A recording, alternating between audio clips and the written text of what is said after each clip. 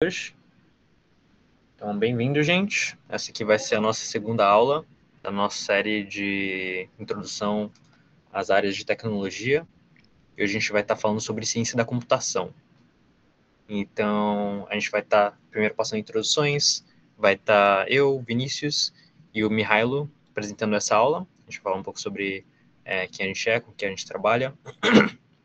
Depois, a gente vai dar uma olhada na história da ciência da computação, falar então do movimento open source, linguagem de programações, e por fim a gente vai falar sobre áreas e aplicações. A gente vai passar uma visão geral da ciência da computação, falar um pouco sobre as tecnologias em comum, que vocês talvez ouçam sobre nas próximas aulas que a gente vai ter, e também vai passar sobre especificamente 3 áreas, que é de infraestrutura, ciência de dados e games.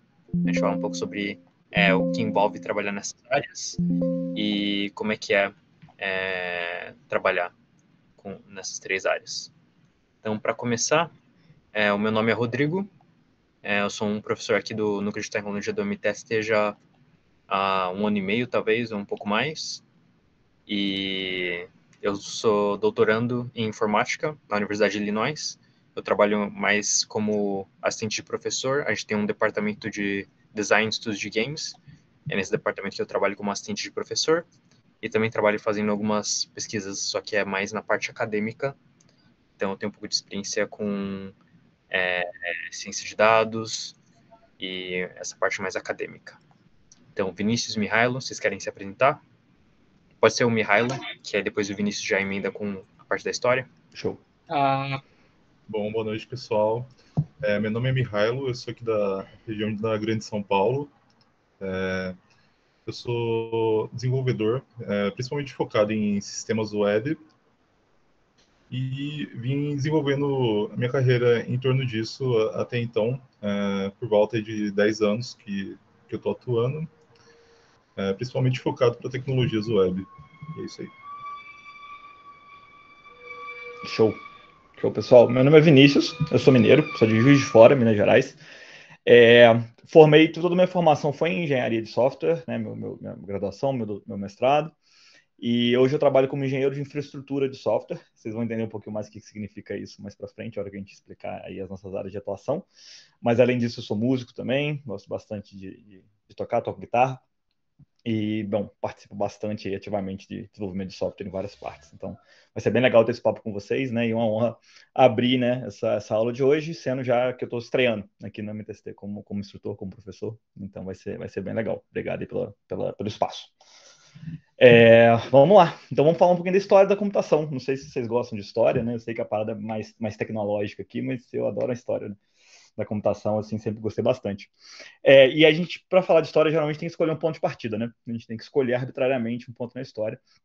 E para falar de computador, eu gosto muito de falar das pessoas computadoras. No século XVII, XVIII, até uma parte do XIX, se você falasse de computador, você estava se referindo a uma pessoa e não a uma máquina. Tá? As pessoas, elas foram os primeiros computadores. Como, né? Durante a Revolução Industrial e as décadas que foram seguindo, a necessidade de automação foi aumentando, né? As pessoas foram cada vez mais sendo substituídas por máquinas, e isso é um movimento que vai acontecendo até hoje. Existia uma necessidade muito grande de criar umas tabelas de cálculo, cálculos logaritmos, cálculos exponenciais, tabelas para ajudar na navegação de navios, astronomia também, várias coisas que precisavam das tabelas meio prontas. Então eles pegavam pessoas e pediam para fazer essas contas. Você tinha uns matemáticos que faziam aquela conta complexa ficar, no final das contas, soma e subtração, e pedia para uma pessoa ficar fazendo isso e gerando essas tabelas que tinham que ser atualizadas de acordo com a posição da Lua, de acordo com as fases da maré e um monte de coisa, entendeu? Então eles só ficavam fazendo isso. E esses foram os primeiros computadores. A gente fala disso porque a gente quer, né, decidir um ponto, né, que são as primeiras pessoas, os primeiros computadores, mas a gente pode voltar bem mais e falar de ciência da computação muito antes disso. Tá? A gente pode falar dos gregos, que criaram os primeiros algoritmos, né? A gente vai falar mais sobre algoritmo hoje, mas basicamente são sequências, são instruções que a gente passa para realizar alguma tarefa. E os algoritmos existem muito antes dos computadores. Os gregos já tinham métodos que a gente pode chamar de algoritmos para várias coisas, inclusive encontrar o MDC, né, o máximo denominador comum entre dois números. Isso já existia antes de Cristo, né? Então, muito antes da gente ter o computador moderno.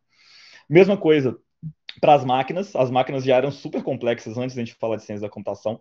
Essa foto que vocês estão vendo aí é feita por uma máquina. Existe um tear aqueles, né, de trançar fio, uma coisa bem característica da Revolução Industrial, né? Isso é do século XVII para o século XVIII.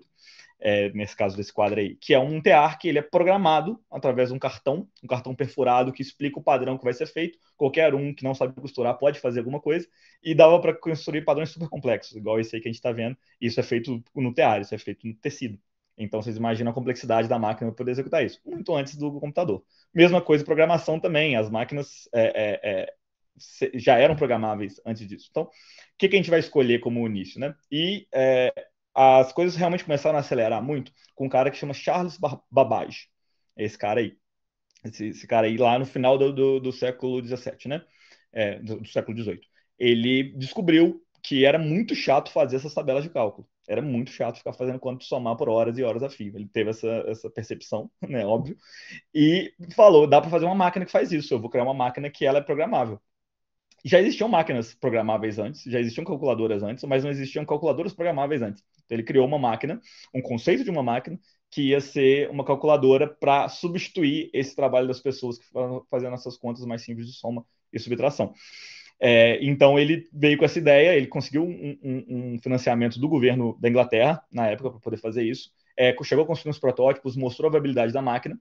Só que no meio desse processo ele descobriu que essa máquina, que chamava máquina diferencial, porque ela usava um método newtoniano de Newton para poder fazer essas contas, e que chamava, né, o que usa equações diferenciais, essa máquina era muito focada numa coisa só. E ele podia ter uma máquina que faria qualquer tipo de conta. Ele percebeu isso e chamou essa de máquina analítica. E começou a projetar uma máquina que seria capaz de ser programável para qualquer coisa, não só para números, né? Não só para somas e subtrações. Ele propôs isso, foi visto como uma coisa muito revolucionária na época, porque também era muito difícil você construir essa máquina.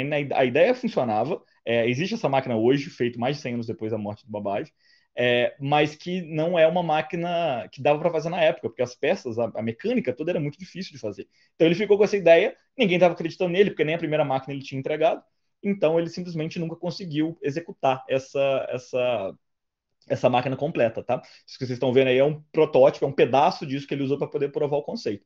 Então, os dois primeiros computadores nunca existiram, tá? A gente fala que são os primeiros computadores, mas eles nunca foram implementados na prática por desafios tecnológicos da época. A ideia era boa, mas não tinha como fazer, né? E quando ele falou disso, ele usa essa expressão, né, comendo a própria cauda, né, que a máquina poderia se programar. Ele pensava nisso, de que durante a execução, com os resultados que ela tinha naquela sequência de passos até aquele momento, ela podia ser programada e fazer uma outra coisa depois. São conceitos super básicos de programação hoje em dia, muito óbvio, mas para a época não era, né? Então, a maior contribuição, na verdade, dele foi a ideia, foi o conceito, que foi explorado depois por uma mulher chamada Ada Lovelace, a Condessa de Lovelace. Era uma mulher que teve contato nos círculos sociais, né, da alta sociedade londrina, teve contato com a máquina de Babbage, ficou super curiosa, super interessada, nunca teve muito espaço para poder trabalhar com Babbage, vocês devem imaginar por quê, e em algum ponto ela foi convidada pelo Babbage para poder traduzir um seminário dele. Tinha dado um seminário sobre essa segunda máquina dele, né, mostrando o projeto e tal, e ela queria participar, ela falou, então tá, traduz para mim isso aqui.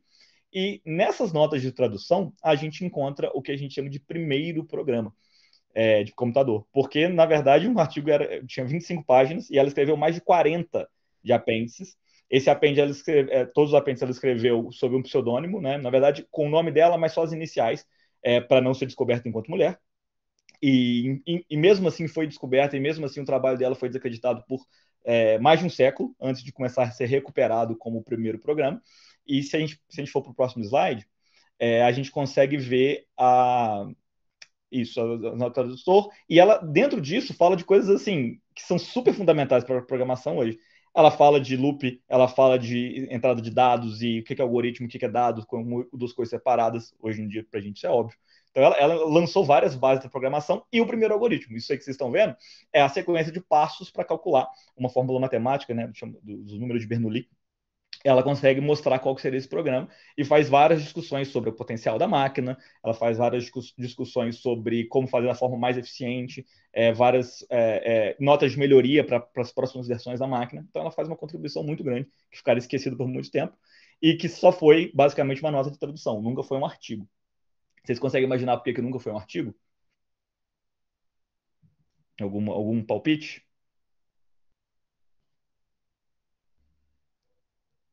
Por que ela nunca publicou essa contribuição?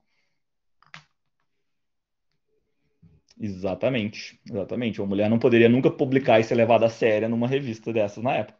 Então, ela basicamente fez uma das maiores contribuições da ciência da computação, simplesmente sobre um acrônimo, né, do nome dela e sobre suas iniciais, e tentando esconder ao máximo, e nunca pôde publicar isso exatamente como o nome dela.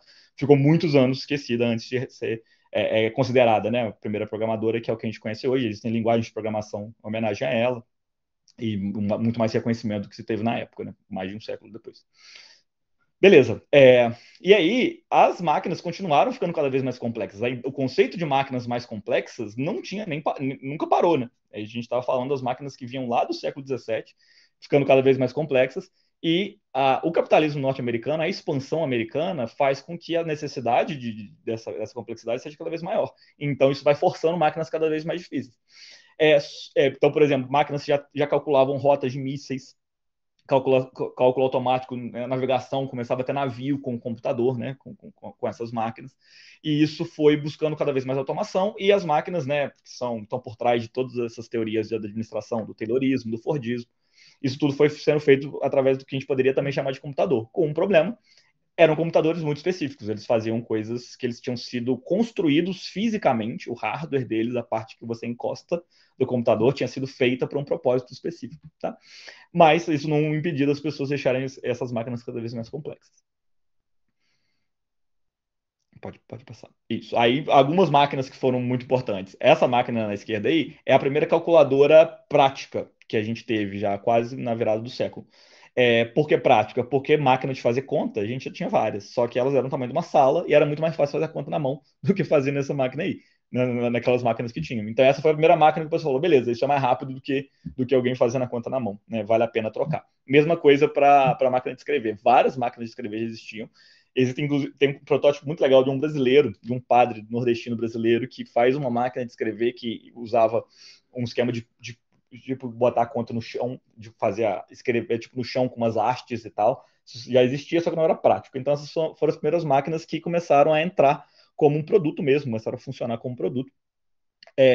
E dados, na verdade, foi a primeira necessidade das máquinas mais complexas, né? Esses cartõezinhos perfurados aí são do censo americano de 1890, que basicamente não dava para fazer mais um papel. Chegou no ponto que não dava para fazer.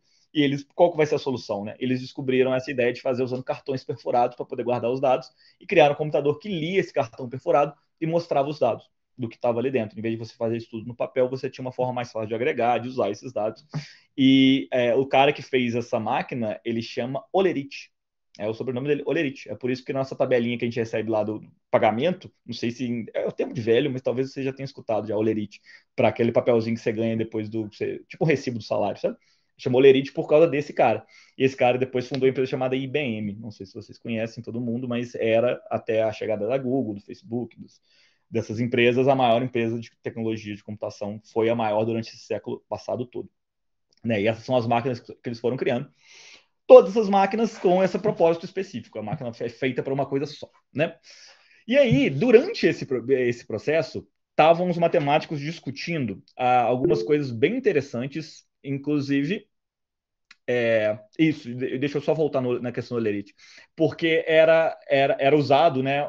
Essa tabelinha, aquele valorzinho tabular do Olerite, do que a gente recebe, tudo tabeladinho, era também feito numa máquina dessa. Então, seu salário virava um cartão perfurado. E aí, na hora que queria ver o que você tinha recebido e quando e tal, todas as informações estavam nesses cartões perfurados. E eram essas máquinas desse cara, né? Que depois se fundiu com outras empresas e virou IBM. Beleza. E aí os matemáticos estavam numa discussão bem legal, que era sobre, beleza, a gente está resolvendo alguns problemas matemáticos ou não com essas máquinas aí. Então quer dizer que todo problema matemático pode ser resolvido por uma máquina? Ou seja, todo problema matemático, se eu pegar e te ensinar, tem um problema na matemática aqui, se eu te ensinar uma sequência de passos, você consegue achar o resultado? Ou não existem problemas que não tem uma sequência de passos que dá certo, no final das contas, e você chega no resultado. Essa estava sendo a discussão, e foi um questionamento, parece bobo, né, mas você provar isso matematicamente é muito difícil, né? Então era toda uma área incipiente da matemática aparecendo para provar isso, e aí veio um cara chamado Alan Turing. E esse cara chamado Alan Turing, com 23 anos, publica um livro, um artigo falando que não, nem todo problema matemático é computável, e eu tenho uma máquina aqui, ele desenha um modelo de uma máquina, também tudo teórico, tá, gente? Essa máquina não estava ainda física, não. Um modelo de máquina que pode fazer tudo, basicamente. Ele fala, todos os problemas que são calculáveis, que hoje a gente chamaria de computáveis, graças ao Turing, né? Não tinha essa noção primeiro, a gente pode usar um algoritmo para poder resolver. É isso que o Turing falou, basicamente. Essa é a contribuição de Turing para a ciência, montando um modelo teórico da máquina, que é o nosso computador hoje. O computador que a gente usa hoje, cada um desses milhões de computadores que a gente tem acesso, né, do nosso celular, da nossa geladeira, da nossa casa, todos os computadores, eles são computadores que são baseados no modelo de Turing, né? Porque é esse modelo que você consegue, dado um problema que é resolvível por uma sequência de passos, você consegue executá-lo numa máquina de Turing. Ele faz basicamente isso. Muda completamente o cenário da área, porque estava todo mundo querendo fazer máquinas mais específicas, mais complexas. Ele fala, não, se a gente fizer uma máquina só, e se ela ficar rápida o suficiente, a gente pode executar qualquer coisa nela, né? É basicamente isso que ele faz. Já era uma estrela com 23 anos e foi chamado para participar do esforço de guerra americano. Quem já viu aquele filme que chama Jogo da Imitação? Já viram? Esse filme é massa. Quem não viu, já deixa de recomendação, porque é um filme bem legal. É com aquele David Cumberbatch. E é bem focado nessa parte do Turing. O Turing já chegando como uma estrela já, e sendo responsável, né, por um esforço de guerra que era a descriptografar a máquina chamada Enigma. Os nazistas usavam uma máquina que criptografava as mensagens e mandava nas mesmas frequências de rádio que todo mundo usava. Só que a diferença é que quem não conhecia o código não conseguia decriptografar a mensagem. Não conseguia achar qualquer resultado. Então, o Turing participou desse processo, ele ajudou a desenvolver um computador que seria o responsável por quebrar essa criptografia, baseado nesses conceitos que ele propôs. E todos esses dados, né, eles foram secretos por décadas, né? Porque era durante o esforço de guerra, isso aqui era a inteligência secreta dos britânicos, então não era simplesmente divulgado. A gente demorou muito para saber das contribuições do Turing durante essa etapa, por muitos anos, tá? Mas então a gente não sabe detalhes, mas a gente sabe que foi assim que o Turing contribuiu para isso. E o Turing fez isso de uma forma que os especialistas hoje dizem que a guerra pode ter sido até 2 anos mais curta, ou seja, literalmente milhões de vidas foram salvas justamente por causa dessa contribuição, e que era claramente impossível, porque ninguém esperava que alguém fosse conseguir quebrar esse tipo de criptografia nessa época, tá? Foi bem incrível mesmo. E depois da guerra ele continuou trabalhando, e ele provou matematicamente que a máquina dele era suficiente para poder executar qualquer conta calculável, qualquer número de instruções. Por mais complexo que fosse, a máquina poderia demorar meses para rodar, mas ela rodaria e poderia resolver qualquer problema que é computável. Ou seja, computável é a definição de um problema que é resolvível por uma máquina de Turing. Então, quando a gente fala que a gente faz um programa de computador, a gente está escrevendo o nosso algoritmo num formato, né, para uma máquina de Turing. É só essa pequena contribuição do cara para a área, né? Por isso que muita gente considera que a ciência da computação, enquanto uma área separada da matemática, como um novo corpo de conhecimento, é justamente com Turing, né? Ele faz essa transição. Beleza. Aí depois da guerra, continuou contribuindo para vários projetos, trabalhou nos computadores eletrônicos de verdade, os que foram fisicamente criados depois disso, que a gente vai falar um pouco mais também. Só que ele tinha um pequeno detalhe, ele era gay. E em 1953, no ápice da sua carreira, né, ele super novo ainda, foi denunciar um roubo no apartamento dele. Descobriram que ele tinha relações com um homem, e por isso ele foi acusado e investigado, né, por atos homossexuais, que era crime na época, e ele foi ofertado a escolha de ser preso e parar de trabalhar, porque ele era professor na época, ele tinha acesso aos computadores dos componentes, ser preso e não ter acesso a nada disso mais, ou a castração química, né, um processo químico para redução de libido, que era, enfim, era legal na época, você faz isso com uma pessoa, e não durou muito mais tempo do que isso, se suicidou mais ou menos um ano depois, um ano e pouco depois. Existe um pouco de controvérsia em cima se foi um suicídio ou não, mas a maioria dos historiadores hoje já considera como suicídio, já até pelo resto da situação, né? É incrível. E hoje em dia, né, como geralmente acontece alguns anos depois que o gênio morre, ele é considerado o pai da computação. O nosso Nobel, eu já ia falar Oscar, não, nosso Nobel.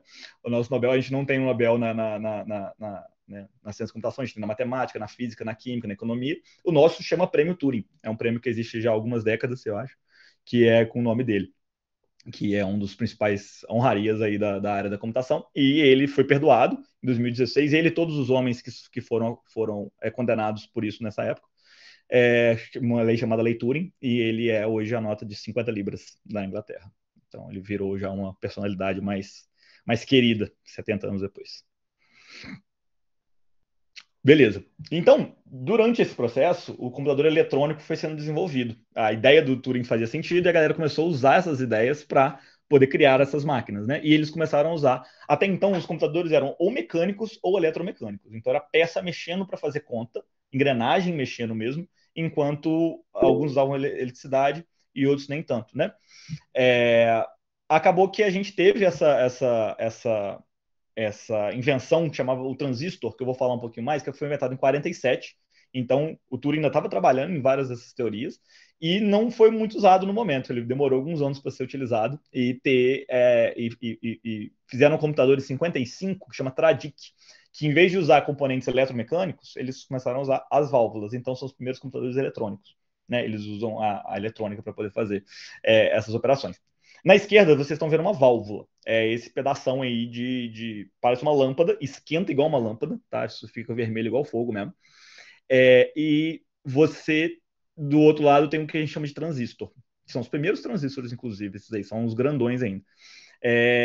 E o que acontece? A válvula ela esquenta muito, então você não consegue botar umas mais próximas das outras. O nosso computador hoje, ele é basicamente mais rápido porque ele tem mais transistor, tá? Então, se você conseguisse colocar 10 vezes mais transistor no seu computador, ele seria 10 vezes mais rápido. Por que ele não é? É porque o transistor é caro? Não, é porque o transistor pega fogo. Porque você começa a colocar muito transistor um perto do outro, o computador esquenta muito, precisa de muito resfriamento e você não consegue expandir para ter muitos processadores. Você precisa de ter um ar-condicionado, você precisa de ter um sistema de ventilação, você precisa de ter um monte de coisa. É assim que um data center funciona. A maior parte do custo da computação hoje é calor. Justamente o calor que a gente vai perdendo. A válvula é muito menos eficiente, então o transistor ele esquenta menos por processamento do que a válvula é menos eficiente, mas ainda assim ele tem um limite físico.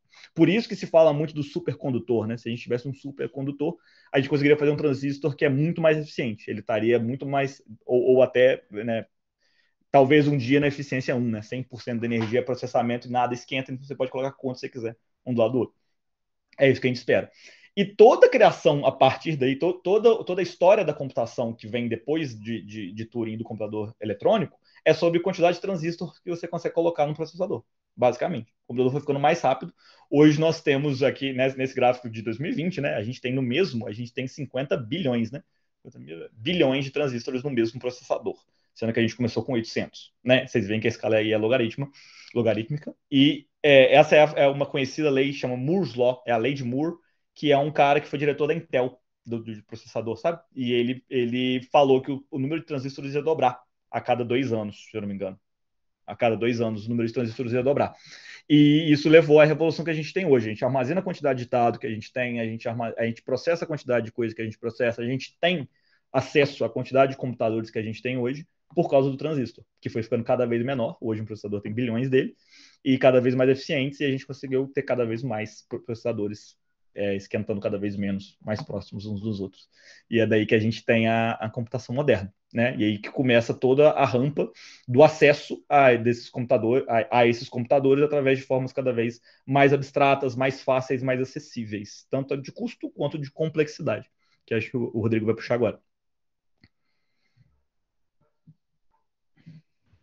Então, como o Vinícius tinha falado, antes tinha que fazer a programação com aqueles card assim, perfurando, e muito complicado.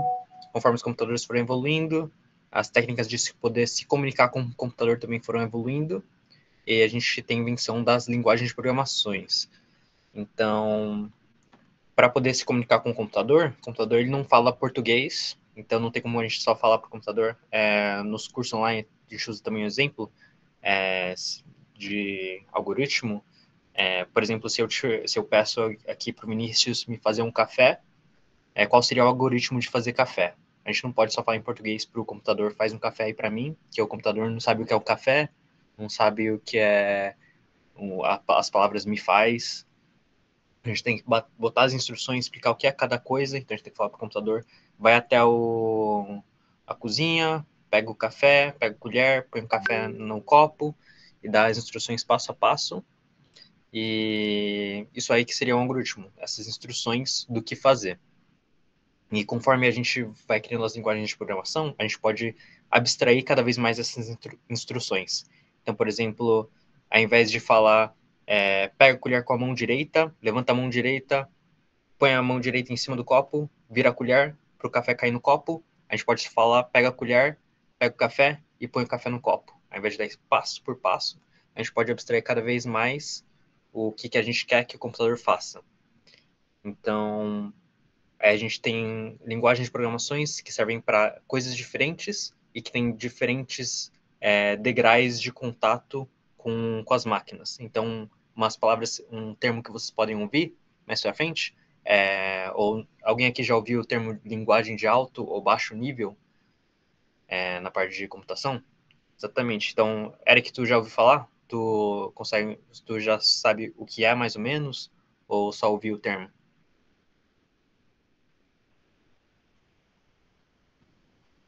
Alguém aqui tem alguma ideia do que possa significar? Isso. Tem algumas linguagens que são de baixo nível, mas o que é que faz uma linguagem de baixo nível? Tem alguma noção? Eu posso falar? Pode. Por exemplo, C seria uma linguagem que estaria mais próxima ao booleano, né? O sim ou não, zeros e uns da máquina. E uma de alto nível que seria uma que se aproxime mais da nossa linguagem, né? Isso, exatamente. Então, a linguagem mais de baixo nível seria falar para o computador, que a gente viu com os transistores, aquelas pecinhas, elas são exatamente os uns e zeros do computador. Ou tá ligado ou não tá ligado. Então, seria a gente falar exatamente liga isso, desliga isso, sem falar de café nem nada. Mas uma linguagem de mais alto nível, a gente poderia falar com uma linguagem mais humana. Então, que nem, acho que Eric deu um exemplo do C, e Nathan deu o exemplo do Rust, exatamente são linguagens de mais baixo nível que você tem que falar com mais precisão o que o computador tem que fazer. Então, a gente tem, depois de binário, a gente tem o assembly, que tem que dar instruções para as partes do computador, meio que, e aí C, que você também pode fazer isso, mas de uma forma um pouco mais abstrata. A gente tem umas linguagens que estão mais próximas da linguagem humana, que é o Python e o Scratch. Mas uma coisa que talvez dê para ver na apresentação, que vale notar, é que essas linguagens aqui, elas estão tudo em inglês, né? Que ainda assim a dominância na parte de tecnologia tá em inglês. Linguagem que usa para aplicação mesmo, em português, acho difícil de ter. E aí, Mihailo, tu quer falar um pouco sobre o open source agora? Bora, vamos lá.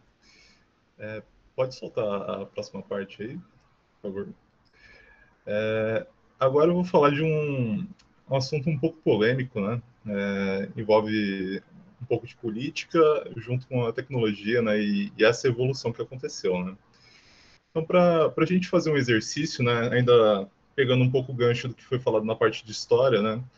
Vamos imaginar ali que após a guerra as coisas foram se assentando, né? Os computadores foram ficando cada vez mais capazes de virar um produto utilizável, né? As grandes empresas já adquiriam essas máquinas, né? E conforme isso foi se estabilizando, né? Essas empresas começaram a estabelecer novos patamares, né? Junto com centros de pesquisa, o meio acadêmico também, né? Que foi evoluindo, né? A algumas partes, né? E então houve uma certa mudança, né? Então, até esse momento onde estava numa pesquisa mais frenética, né? Então, havia muita colaboração entre esses institutos, né? E então muita coisa era compartilhada.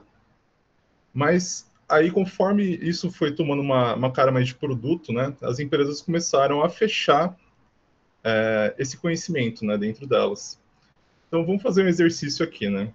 Se alguém aqui tivesse conduzindo uma empresa, fez ali um programa que revolucionou a parte de RH, nenhuma outra empresa tem, o que vocês fariam? Vocês falariam para o mundo, existe isso daqui e é desse jeito que é feito, ou vou guardar para mim?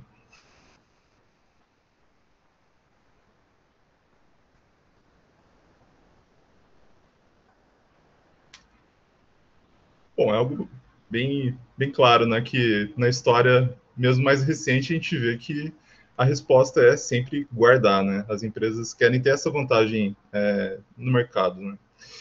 E então, onde que entra esse open source, né?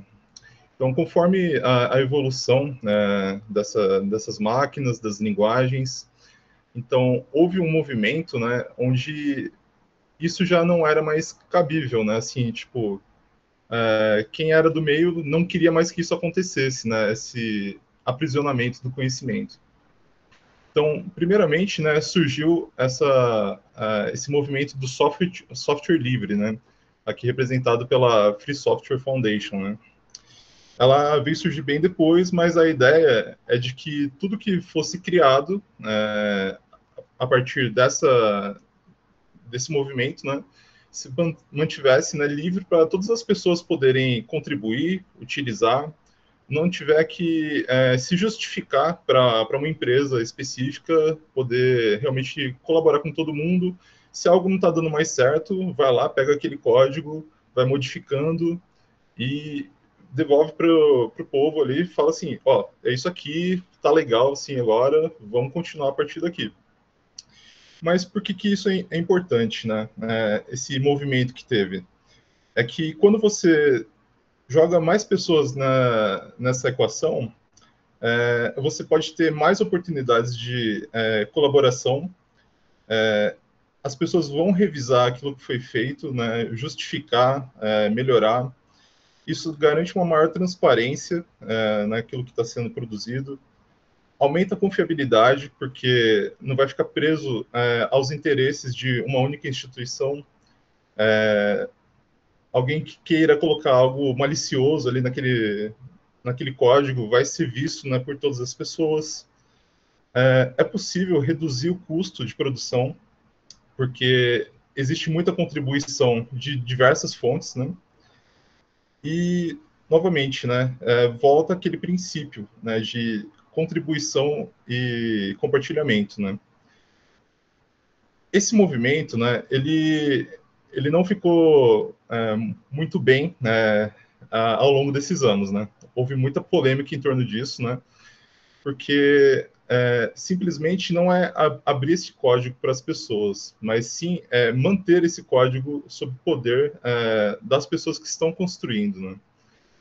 Então, como isso não era interessante para as empresas, né, houve também uma outra movimentação, né, para suavizar um pouco disso, né? Então, o código aberto, como ele é conhecido hoje, ele não tem esses impedimentos, né? Você não precisa devolver para as pessoas aquilo que você está pegando ali, né, do código aberto. Então, para a gente ver como isso acontece, né, eu preciso explicar um pouco sobre o que são as licenças de código, né?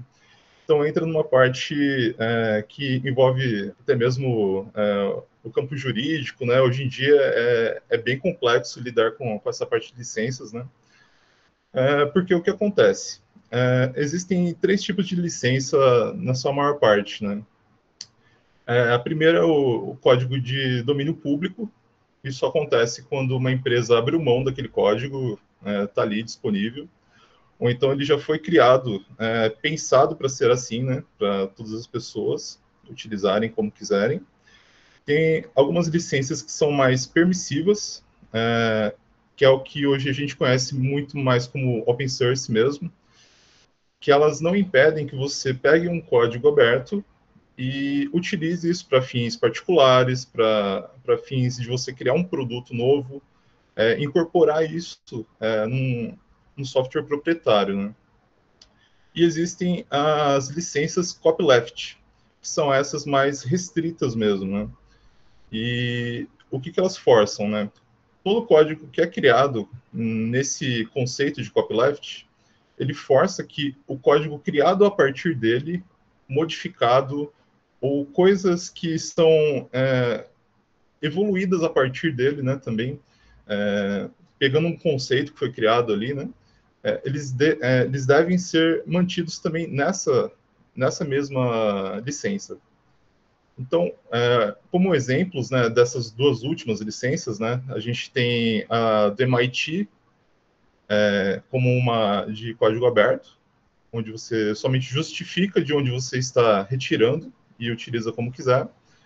E temos a GPL, que é a que a gente conhece mais ligado ao Linux, né, principalmente, que é essa que força você a devolver na mesma licença, né? E para a gente ver isso aí mais ligado à prática, né, a gente pode ir para o próximo slide agora, que é para poder falar um pouco da história do Linux. Então, pegando ali aquele gancho, né, ainda da parte histórica, conforme os computadores foram se estabilizando, foram surgindo novas necessidades, né, e para ter um sistema generalista, foi então feita essa pesquisa, foi compartilhado e tal, né. Então, se a gente for ver aqui, a parte mais no topo, onde surge sistemas que recebem o nome de Unix até os dias de hoje, né. Então, eles participam dessa lógica, né, de você compartilhar, mas que se você tiver um interesse comercial, você pode criar variantes dele e transformar em um software proprietário.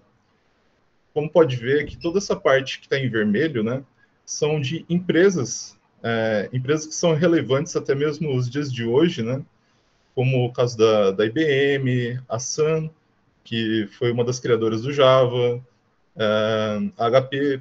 Então, elas tinham ali os seus sistemas operacionais.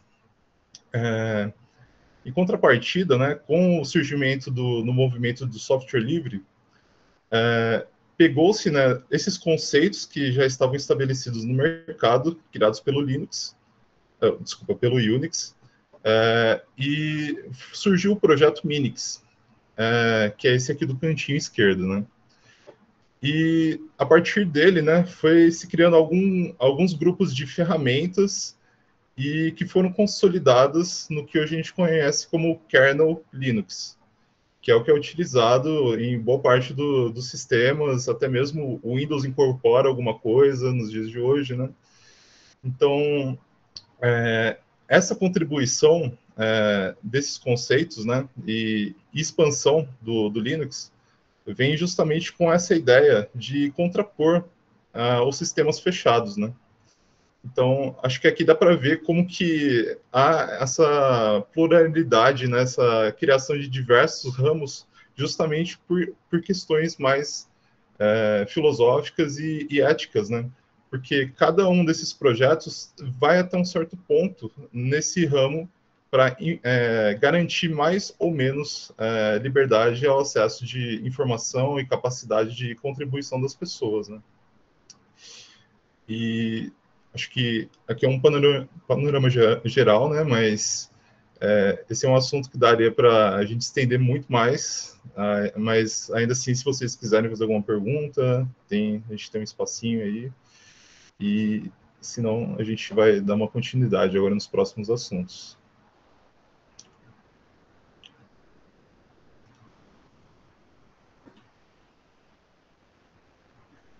Como é no contexto brasileiro? Boa pergunta. Aqui no Brasil, né, a gente tem muita contribuição. Inclusive, o grupo brasileiro de JavaScript, né, ele é um dos maiores do mundo. Então, grande parte das contribuições para essa linguagem especificamente veio aqui do Brasil. A gente é muito ativo em diversas áreas, né, do open source. Mas agora, nessas questões políticas, eu acho que vem muito ao encontro do... Ainda está muito no individual. Não há muitos movimentos que juntem grandes quantidades de programadores para realizar assim, um movimento de expansão, né, do open source para além só da contribuição comercial, né? Então, é uma situação de auxílio. Verdade, Eric, tem a Lua também. Então, é muito mais aquela coisa da colaboração e do auxílio mútuo, né? Então, a gente se ajuda em meio ao open source. Agora, essas outras questões aí são mais difusas, né? De como lidar, né, com esses outros pontos. Exato, Elixir. Agora falando, né, dos campos, né, de atuação da ciência da computação, aqui a gente escolheu por separar em 5 tópicos, né? Então, o primeiro seria para a gente ter uma visão mais geral, né, de como que a gente pode trabalhar com ciência da computação, né? E essa primeira parte, ela tem um monte de coisa aqui na tela, né? Assim, como a computação, né, ela pode ser aplicada em diversas coisas, né? Então, a gente vai ganhando vários braços, vai ganhando várias formas de ir expandindo, né? E contribuindo para o crescimento do conhecimento, né? Então, aqui a gente tomou uma abordagem de separar em 3 tópicos principais dessa visão geral, né? Então, tem uma área mais teórica, em que a gente lida mais com a lógica computacional, booleana, modelos computacionais, o pensamento de como criar os algoritmos, né? Toda essa parte mais conceitual, até a própria criação das linguagens de programação. A gente pode enxergar com a visão de computação aplicada também, né? E acho que o mais relevante assim, para o nosso dia a dia seria... relevante não, mas assim, o que está mais presente, né? Até mesmo o fato de a gente estar aqui conversando pelo Meet, né? Assim, toda a parte de computação gráfica, processamento de áudio, imagem, né? Isso contribui para que a gente tenha grandes evoluções nessa parte de comunicação e de mídias, né? Tem a questão de interação homem-máquina, que é o estudo, né, de como facilitar essa comunicação nossa para o computador, né, para além da linguagem de programação, e como também o computador ele consegue retornar um sinal que a gente consiga entender, né, então isso vai desde os controles de videogame, vai até interfaces que vão interpretar o pensamento humano, né, que existem pesquisas mais recentes em relação a isso, né? Vai para uma parte de engenharia de software, que é você estudar os conceitos de como criar um software que seja sustentável, né? Que você consiga ir evoluindo ele ao longo do tempo. Inteligência artificial, que é algo que está em super alta, né, ultimamente, né? Então, tudo isso são questões onde você pega esses conhecimentos da computação e aplica para uma finalidade, né? E uma outra área que a gente pode pegar também, que está até aqui no canto direito, né, mais em cima, que é a engenharia da computação, que aí tem muito mais a ver com a criação das máquinas em si, né? Então, de você conhecer os conceitos da arquitetura de processadores, de como fazer essa comunicação entre os dispositivos, de o sistema operacional conseguir interagir até o mais baixo nível, de conseguir ligar esses componentes, né? A gente passa também pela parte de redes e a parte de banco de dados, né? Então, toda essa parte conceitual, a parte de hardware, tudo isso contribui para que a gente consiga ter as aplicações que a gente tem nos dias de hoje, né? Agora, saindo um pouco dessa visão ampla, né? a gente vai falar também sobre algumas tecnologias que abraçam, né, várias áreas e também vai esbarrar com alguns assuntos que a gente vai falar nas próximas aulas. Então, algumas tecnologias em comum no meio de software, né? A gente elencou aqui esses 4 pontos, né? O primeiro deles é o Git.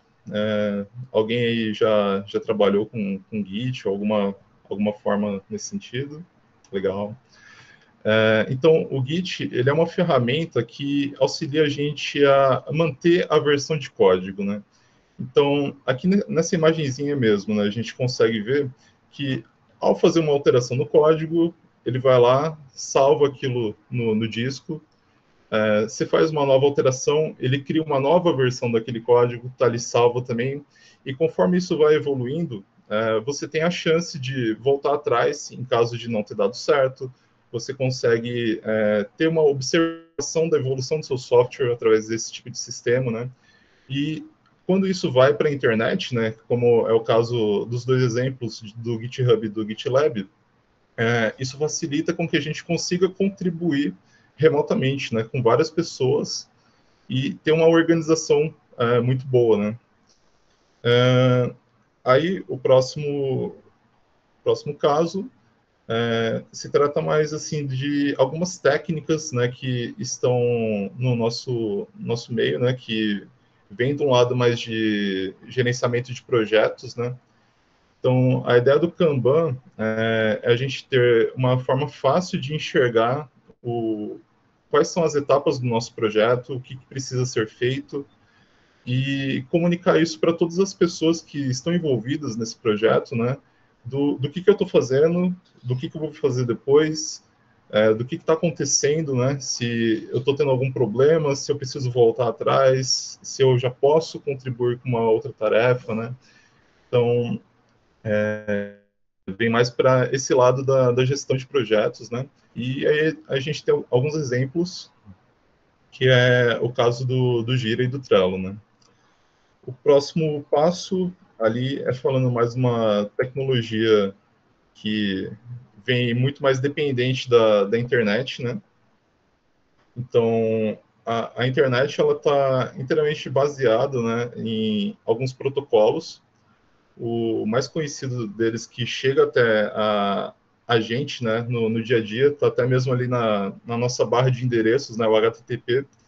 Então, ele é que garante assim a comunicação entre endereços na internet, né? Então, ele faz com que haja esse transporte das informações e, em cima dele, a gente cria algumas formas de estruturar esses dados que estão trafegando, né? Então, ali a gente tem o exemplo do JSON, né, que ele é muito comum de ser utilizado como a forma de fechar esse contrato entre as pontas, né, dessas APIs, né, que são chamadas como interfaces públicas de acesso, né, e ele é muito utilizado no mercado para diversas aplicações, seja desde a gente ligar 2 sistemas diferentes, seja da gente tá jogando um joguinho online, tá lá, tem uma API por trás, muito provavelmente.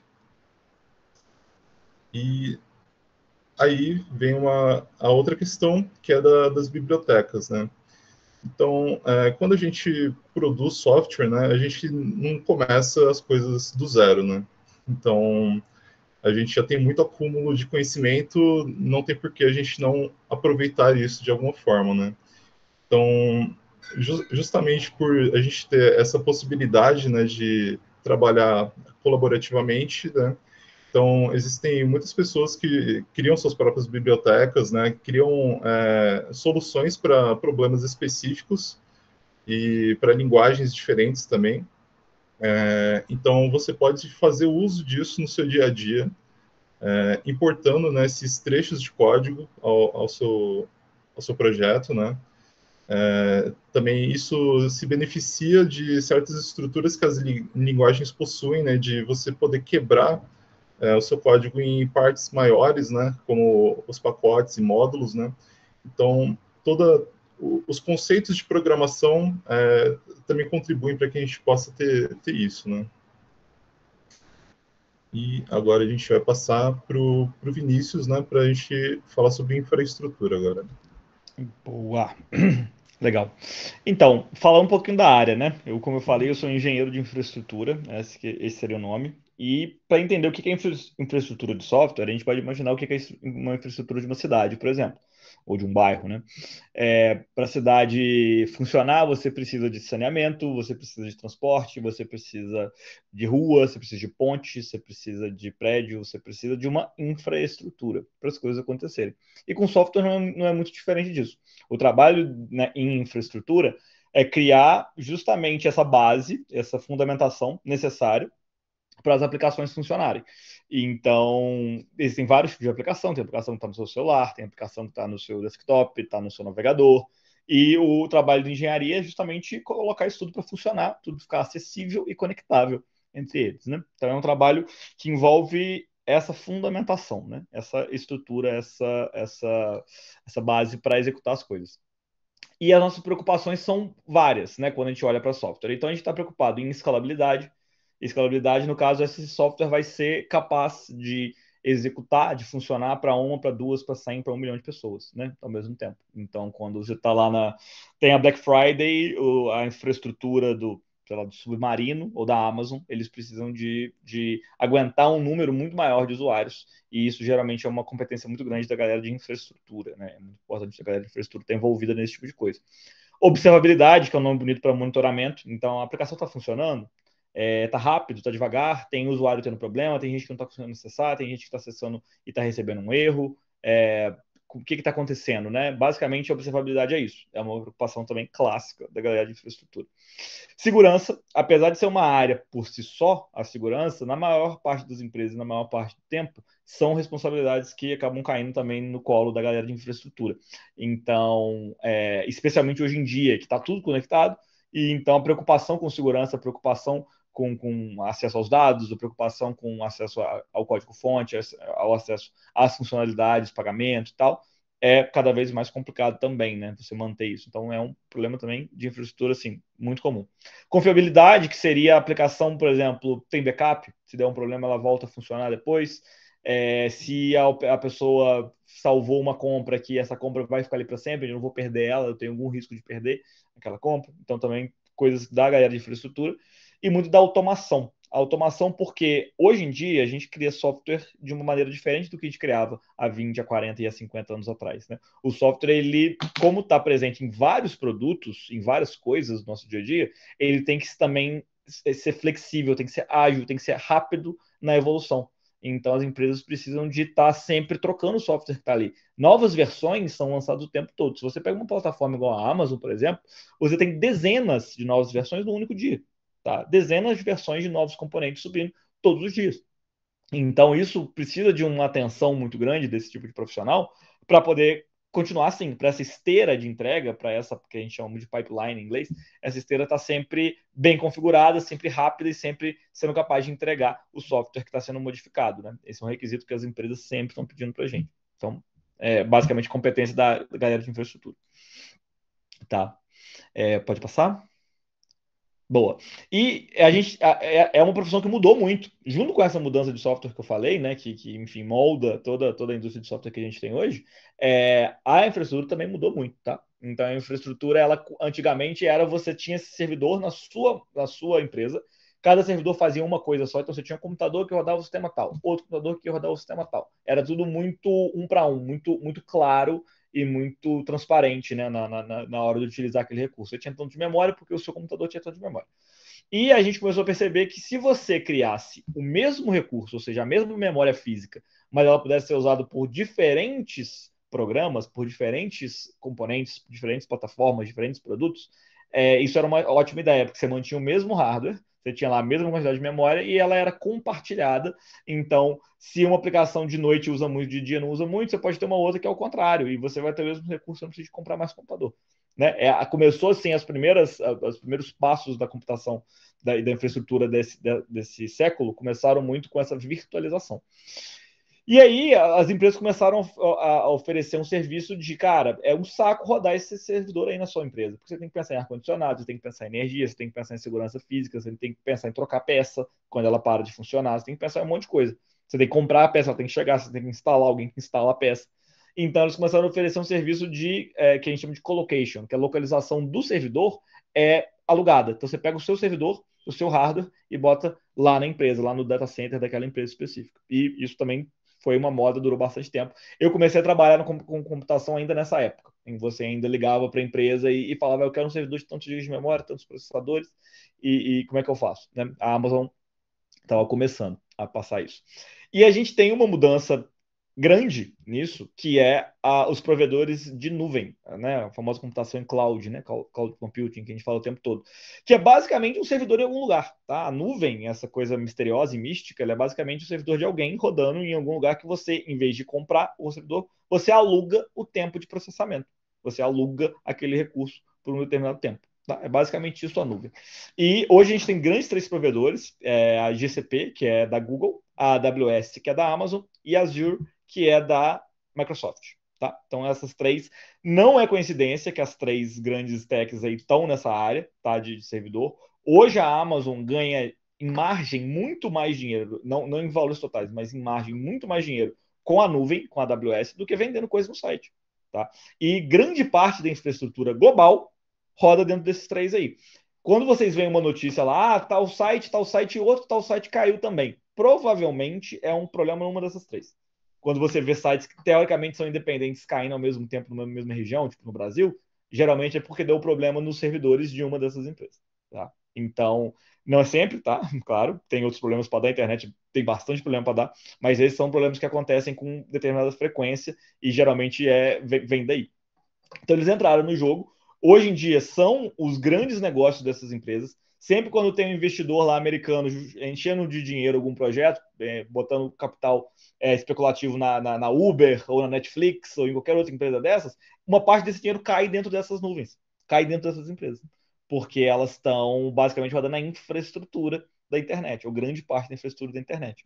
Se a gente fosse falar da internet nos anos 90, era um modelo muito mais distribuído, porque a internet ela é distribuída por definição. O projeto, o design da internet ele é feito para ser distribuído, para não depender de um ponto central só.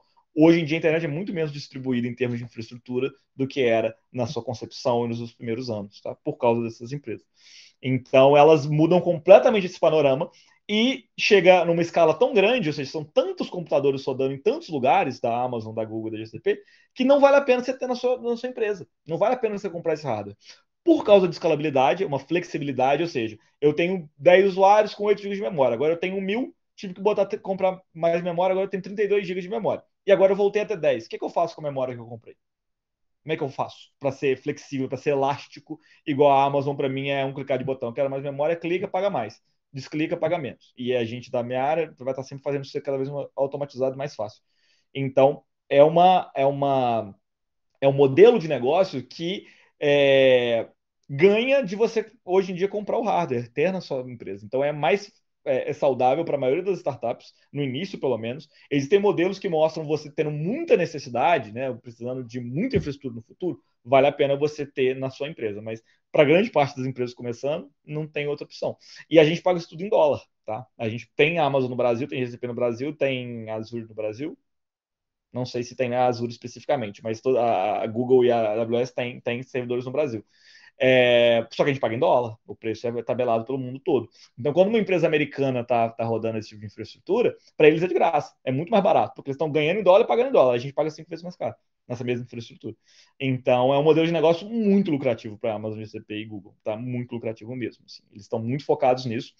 E eles começam esse modelo oferecendo a infraestrutura. Então, ao invés de um computador na sua empresa, você tem um computador rodando aqui, virtualizado. Você nem sabe onde ele está exatamente, não é um computador físico separado para você, mas ele está rodando aqui. Você quer um lugar para guardar dados, você quer um lugar para guardar imagem. Toma esse aqui, que você vai usar essa estrutura aqui para poder guardar esses dados que você quer. Então começou nisso e foi evoluindo para o que a gente chama hoje em dia de plataforma. Em vez de só infraestrutura que você está oferecendo, você está oferecendo uma plataforma. Então a sua aplicação ela vai lidar com um produto de mais alto nível, igual a gente estava falando das camadas de abstração ali, né? Vai lidar com um produto de mais alto nível, que ele tem muito mais. Você está contratando um serviço que é específico da AWS.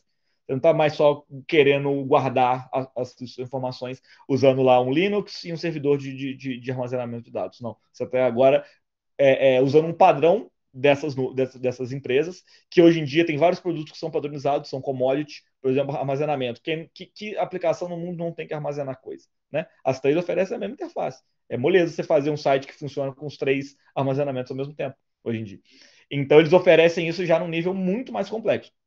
Claro, antigamente você tinha que entender de um baixo nível muito importante para falar de on-premise, para falar de virtualização. Você tinha que entender de sistema operacional, você tinha que entender de hardware, de redes, muito mais profundamente.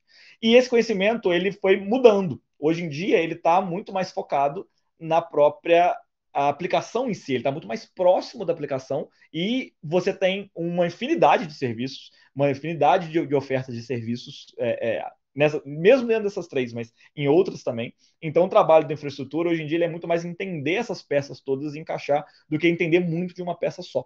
Você começa a abstrair cada vez mais. A história da computação, basicamente, é subir o nível de abstração.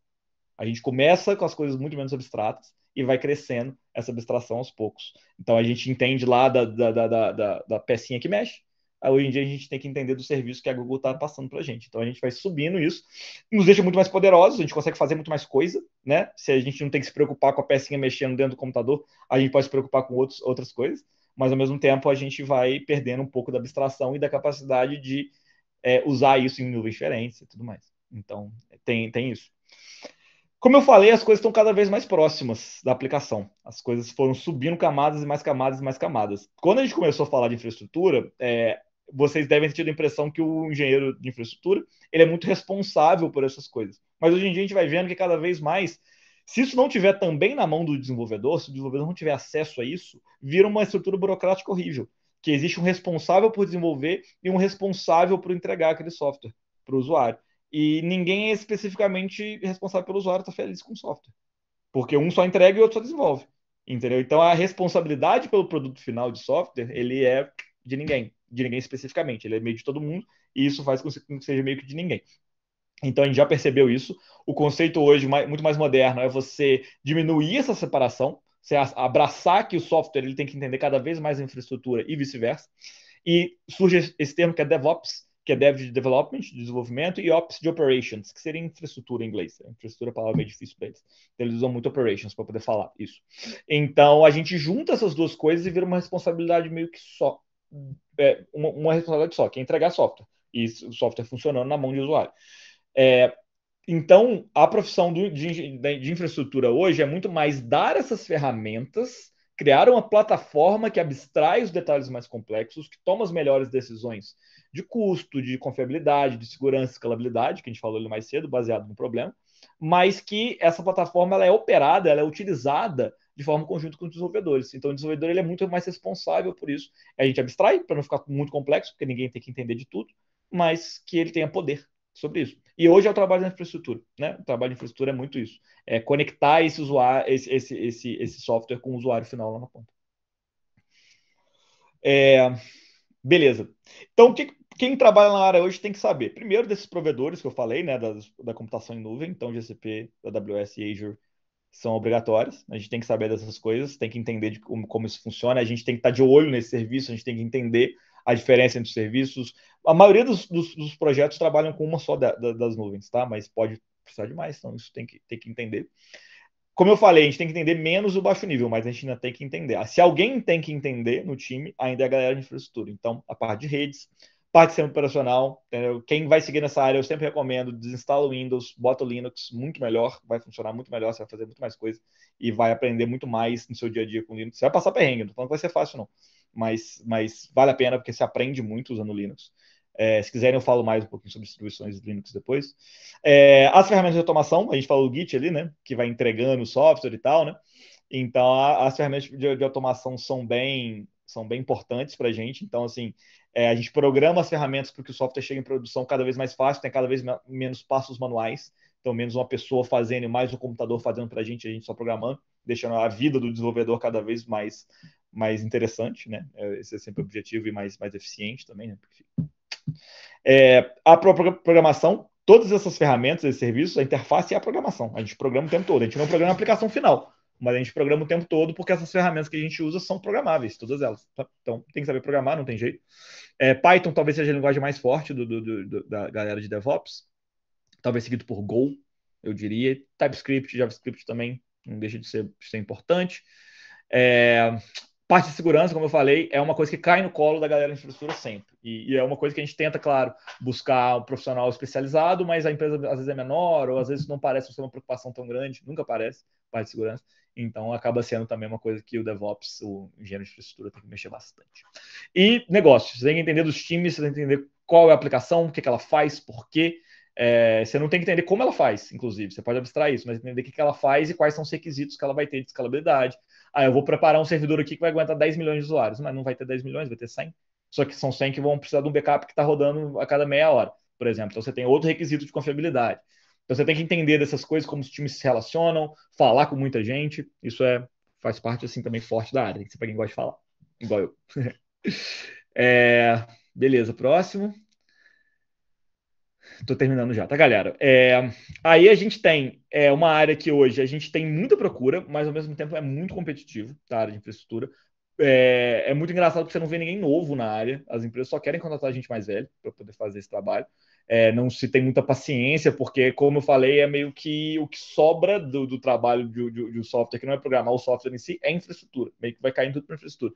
Então se espera uma maturidade muito grande, sempre tentando mudar isso, né? Sempre tentando abraçar mais pessoas novas chegando na área, mas não vou mentir que tem uma competitividade alta, assim, né? Apesar da procura ser muito grande, toda empresa precisar disso, né? E ser fundamental porque tem a ver com eficiência, né? A empresa ganhar mais dinheiro tendo um bom profissional da área, um bom time da área trabalhando, acaba sendo bem procurado. Mas a competitividade, especialmente para novas vagas, para gente mais nova e tal, não é fácil também, é importante falar.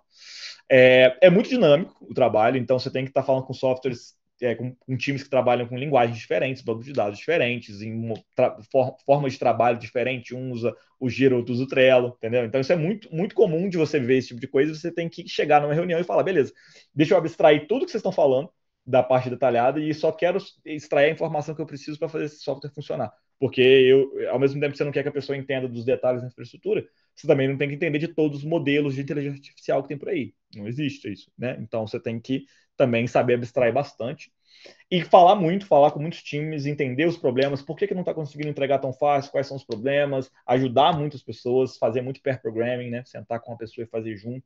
Isso escrever muito também. Então é um trabalho de comunicação muito forte. Não é legal você ter esse tipo de trabalho e ficar no seu canto o dia inteiro, sabe? Era assim, né? Mas quando você fala de um trabalho mais integrado, você não pode simplesmente passar o dia inteiro sem falar com ninguém. É um trabalho que precisa de ser mais extrovertido, ter mais contato com pessoas.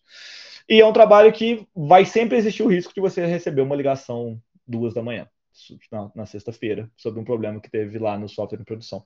Isso sempre vai poder acontecer porque é inerente ao trabalho. As pessoas querem que o software funcione, não está funcionando, você vai receber uma ligação. Faz parte do trabalho você receber o mínimo de ligações possível, mas sempre vai ser uma parte do trabalho também receber algumas ligações.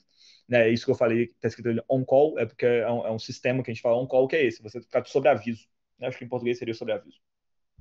O tempo todo. Então, você tem que estar meio que pronto para isso também. Você não pode não querer esse tipo de interrupção, porque faz um pouco parte do trabalho. Claro, empresas mais organizadas, times mais organizados, mais eficientes, isso é menos comum, mas vai ser sempre uma parte mesmo que pode acontecer do trabalho. Então, assim, não sei se eu estou motivando alguém a seguir a área ou desmotivando, mas bom, falando a realidade aí da parada. Né? Fechou, Vinícius? Fechou.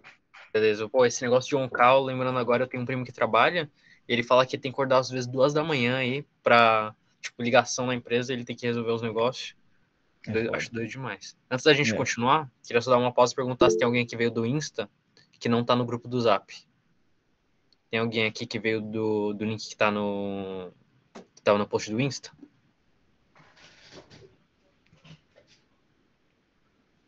Se não tiver, tudo bem. Aí Tem gente que não tá no Zap, beleza. Algum dos instrutores pode pegar lá o link de invite do Zap e botar aqui nas mensagens depois. Beleza. Aí, Bruna e Gustavo, a gente manda o link aqui no Meet e vocês podem entrar. Beleza. Agora a gente vai estar passando ciência de dados e depois a área de games. Então, ciência de dados é uma parte mais acadêmica, que envolve estudo sobre dados, mas então costuma pedir para entrar nessa área de ciência de dados como é que é mesmo? Uma graduação, uma pós-graduação para poder ter essa parte acadêmica, porque a ciência de dados é mais pesquisa mesmo. Só que nessa área de ciência de dados a gente também tem engenharia de dados e analista de dados, que engenharia é a parte de criar esteiras de transformação de dados. Então os dados vêm tudo bagunçado assim, o engenheiro de dados tem que pegar esses dados e transformar em coisa útil para o analista de dados fazer a análise. Então uma engenheira de dados precisa criar e manter essas infraestruturas de dados e costuma precisar saber de Python, R e SQL, que são linguagens de programação, e às vezes também de AWS, que o Vinícius mencionou. Para analista de dados, é uma pessoa que tem que olhar os dados e trazer informações a partir desses dados. Então, costuma ter conhecimento de estatística, também tem que saber programação para poder fazer visualizações, e ter conhecimento de um software de visualização como Tableau ou Power BI. E aí, na parte de trabalho mesmo, no dia a dia, costuma ter uma pessoa, a pessoa de interesse, que traz a informação que ela quer saber e te passa os dados que ela quer. E a analista de dados tem que fazer as perguntas sobre esses dados e a engenheira de dados tem que extrair os dados para que a analista possa fazer a análise. E só como exemplo, uma pergunta aqui para todo mundo, para ver quem está prestando atenção. Quem aqui já usou o SUS? Já fez uso de algum serviço do SUS?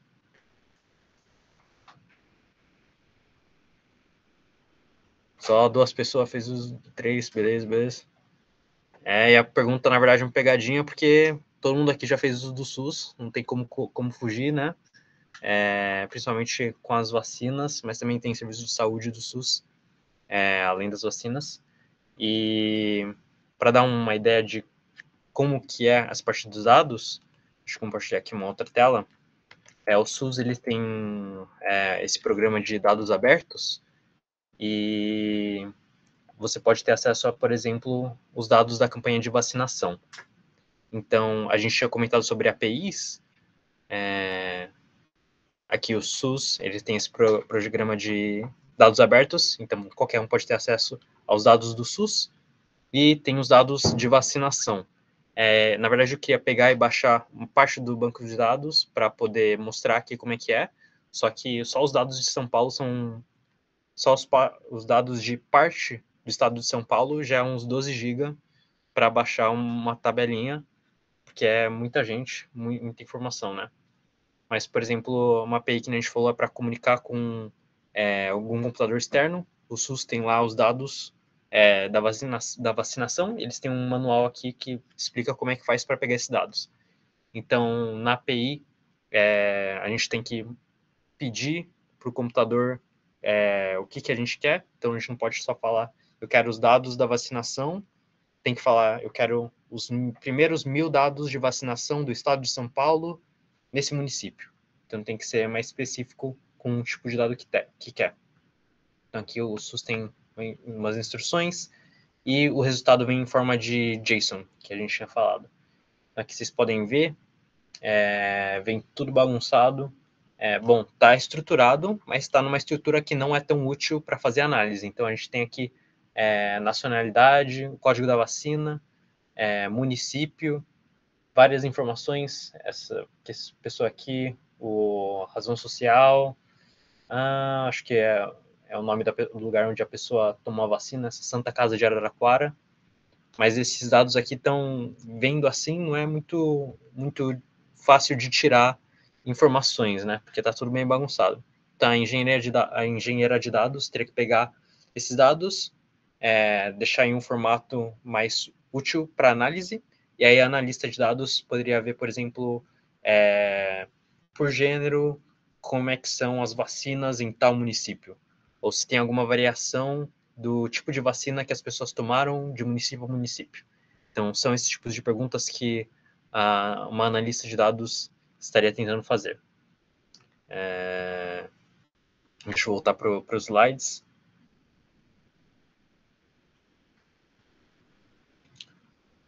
Ok.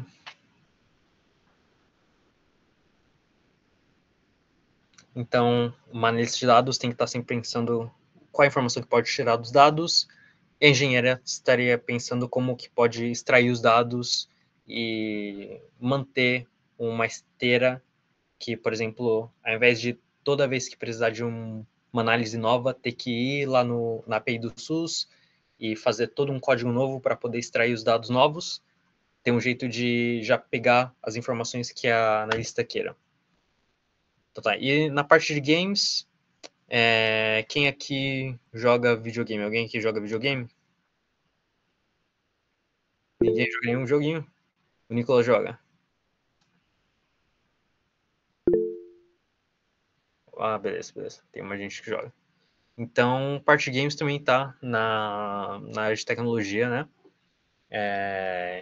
E carreira de games, aqui é o único que a gente vai estar falando hoje que não precisa necessariamente de programação.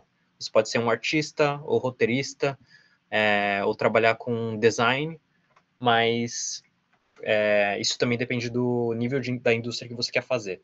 Então, as indústrias bem grandes, assim, como, por exemplo, as que fazem os jogos 3D gigante para console, essas costumam ter posições bem especializadas. Então, mesmo se você for designer ou programador, você vai ter que trabalhar com uma área específica. Então, ao invés de você ser programadora de jogo, você vai estar programando o carro do jogo. Ou você está programando só o movimento dos personagens do jogo. Então, se é uma empresa bem grande, você vai estar fazendo um trabalho bem específico. Conforme você vai trabalhando com uma empresa menor, com estúdios mais independentes, costumam ter mais liberdade criativa. Mas a parte de games, infelizmente, é uma que costuma ter o pagamento menos bom de qualquer área de tecnologia. Então, eu trabalhei por um tempo como programador de jogos educacionais. Eu queria dar uma ideia para vocês como é que quanto tempo leva para poder fazer um joguinho bem simples. Aqui, deixa eu compartilhar. Também tem uma outra questão da parte de tecnologia que tem como trabalhar também. Eu trabalhava numa empresa brasileira, só que a gente tinha contrato com uma empresa do exterior. Então a gente fazia jogos educacionais, mas que nenhuma criança brasileira vai ter a chance de jogar, porque tá tudo em inglês e é tudo para os Estados Unidos. E é um mercado de mídia bem lucrativo, mas não paga tão bem. Então trabalhava fazendo.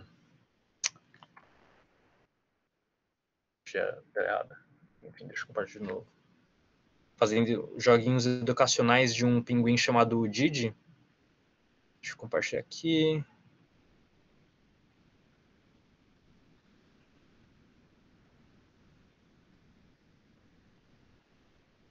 Epa, aqui.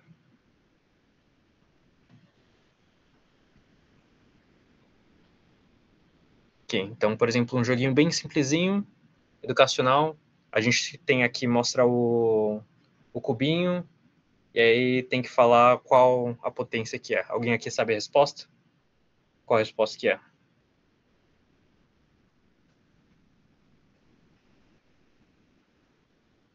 Dois ao quadrado? Aí tem a animaçãozinha. E tá certo. 2 ao quadrado é o coisinho aí. Encaixa, beleza. E aí o pinguinzinho passa. Então, para fazer um joguinho assim, Tem vários níveis e também tem uma estrutura para educadores criarem os níveis. A gente tinha 2 desenvolvedores trabalhando nesse jogo e o design já vinha pronto para a gente. Então a gente não fazia design nenhum, a gente só programava o jogo. Quanto tempo vocês acham que leva para fazer um jogo desse aqui? Não tem alguma noção? Leva o quê? Algumas horas, uns dias, uns meses, uns anos?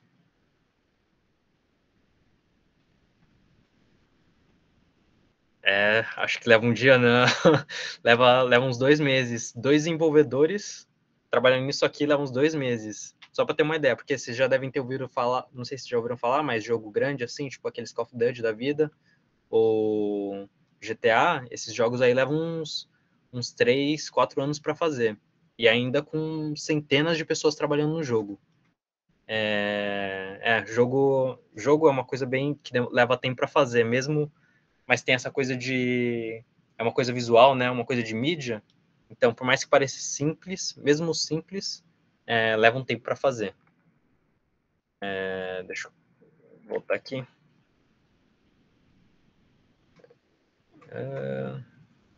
Falando um pouco mais da área de jogo. Eu trabalhava 30 horas por semana, e como eu falei, é uma das áreas que menos paga na área de tecnologia. Trabalhava como júnior e eu fazia uns 2.500 por mês, trabalhando 30 horas por semana. Deixa eu voltar aqui pro... Epa, bugou aqui. Enfim. Dá para ver a apresentação? Dá para ver? Beleza. Então, para poder trabalhar com games, o legal é que dá para você fazer os seus próprios games e ir compartilhando. Tem plataformas de distribuição. E é assim que você costuma entrar para a indústria. Você faz os seus próprios games, divulga e usa como um portfólio. Então, acho que nesse sentido é parecido com algumas áreas mais artísticas. E, por último, o núcleo, ele tem uma frente de games e depois a gente compartilha lá no Zap um dos games que a gente já fez. Mas é isso por hoje. Alguém tem alguma dúvida do que a gente passou até agora? Ou alguma dúvida das áreas que a gente falou? Qualquer dúvida da aula?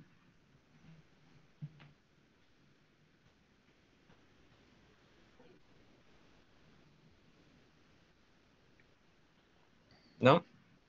Beleza? Se quiserem jogar depois no WhatsApp, tá, gente? A gente responde lá também. Pode mandar no Se WhatsApp. lembrar depois, ou tiver com vergonha, pode mandar lá. E a galera que entrou pelo Insta, vocês já pegaram, já pegou lá o link do grupo, beleza? Então, para as próximas aulas, a gente já teve a de política e tecnologia, hoje foi ciência da computação. A próxima aula vai ser dia 31 de agosto, na quinta também, às 7 horas. Vai ser sobre hardware. E aí, não sei se a galera de hardware quer falar alguma coisa, ou quer dar alguma introdução da aula, ou não. Desculpa colocar assim no... Só falar um pouquinho, Rodrigo, aqui, é porque já tá tarde demais também, né? Só para não cansar o pessoal. É porque a gente tá fazendo essa parte de rádio focada mais em embarcado, entendeu? Aí vai ter umas coisinhas legais lá de Arduino, de automação, internet das coisas e por aí. Só para dar um gostinho pro povo mesmo. Beleza, legal. Valeu, Felipe. Mas então é isso por hoje, gente. Qualquer dúvida vocês podem mandar lá no Zap. O Nathan fez uma perguntinha ali só no Opa, chat. Fez. Sobre curso de programação. Posso começar a responder? Pode. Vocês vão comentando? Nathan, é tipo carpinteiro fazer um curso de martelo. Pensa assim, muito útil. Uma ferramenta. Vale a pena. Busca, né, conhecimento, mas o carpinteiro não é um carpinteiro por causa do martelo, sabe? Então, assim, tenta sempre interessante conhecimento, ver os cursos que, né, que tem um corpo legal, que tem uma recomendação legal. Tem muita coisa gratuita, lembrar sempre disso, tem muito recurso gratuito, tá? E eu acho que é só lembrar disso e lembrar que você precisa de várias ferramentas para ser um desenvolvedor completo. Então, isso leva muito tempo, tá? Lembrando sempre disso. Então, vai ser um processo que às vezes você vai fazer vai estudar um negócio de programação e é um conhecimento que você vai usar anos depois, né? É muito raro você conseguir fazer uma trilha de aprendizado que seja seguir direto em uma coisa só. Você só aprende uma linguagem, depois você aprende uma coisa, depois outra coisa, e depois com essas três coisas você tem um emprego na área exatamente naquilo. Não funciona muito assim, não. É bem você realmente ver de uma maneira mais ampla e tal, e vendo os cursos que você gosta, as linguagens, as coisas que você gosta e tal, e procurar esse material que está aí sempre disponível.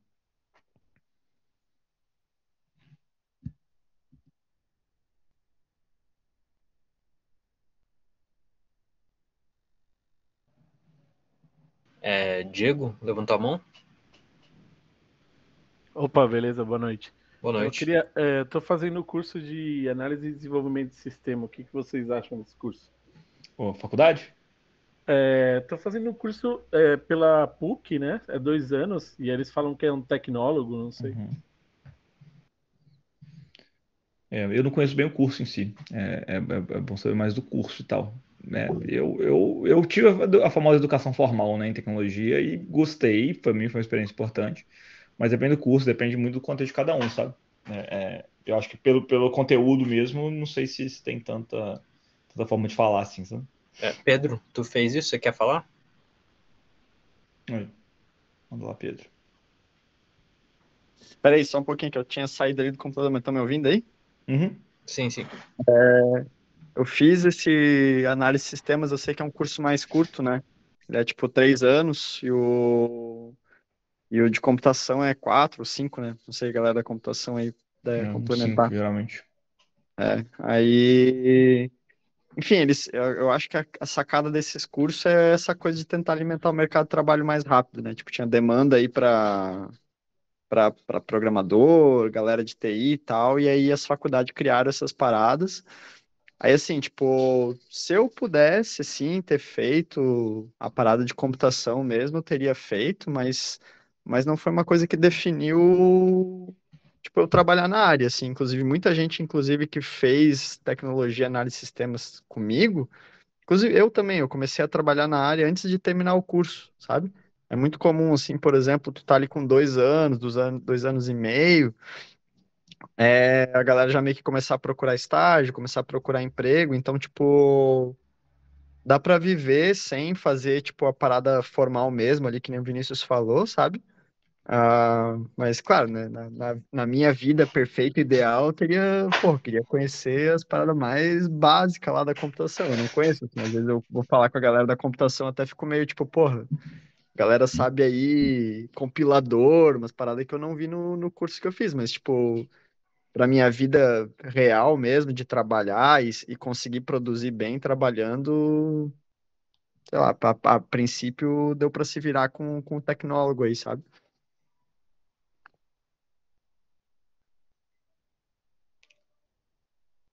Boa, obrigado.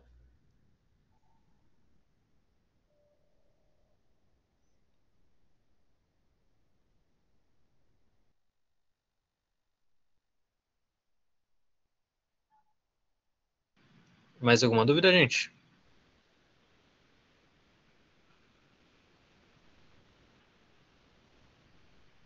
Ok. Se aparecer qualquer dúvida depois, vocês podem mandar lá no grupo do Zap. Mas fora isso, é isso por hoje. A gente gravou a aula de hoje. Então mais tarde a gente manda.